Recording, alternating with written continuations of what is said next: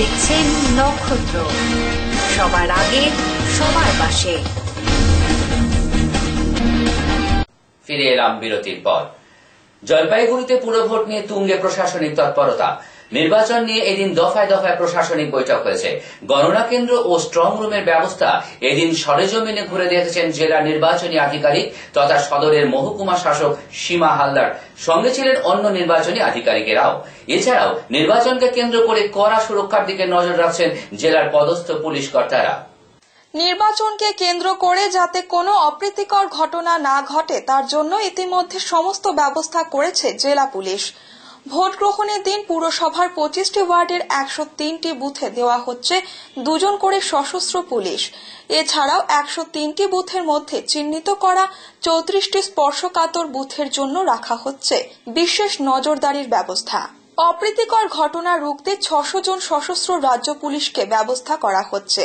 এছাড়াও থাকছে স্ট্যাকো বাহিনী। বৃহস্পতিবার রাত থেকে শহরের বিভিন্ন এলাকাতে পেট্রোলিং চলছে। এছাড়াও শহরে ঢোকার গোশালা মোড়, ইন্দিরা কলোনি মোড়, পিলখানা এলাকা সহ প্রধান 6টি পয়েন্টে নাকা চেকিং করা হবে।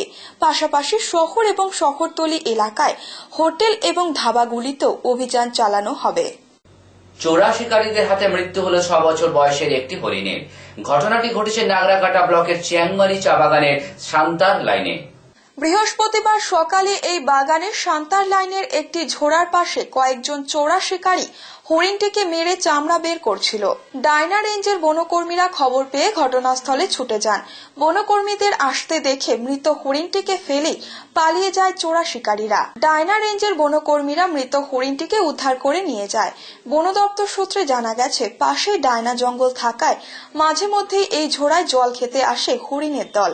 এই সুযোগে চোরা শিকারীরা একটি হরিণকে ধরে মেরে ফেলে।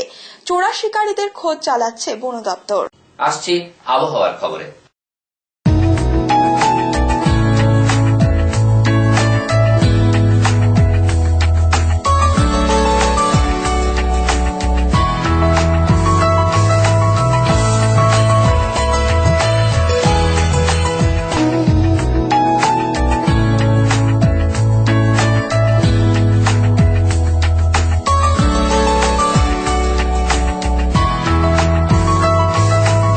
নক্ষত্র নিউজ আপাতত এই পর্যন্তই।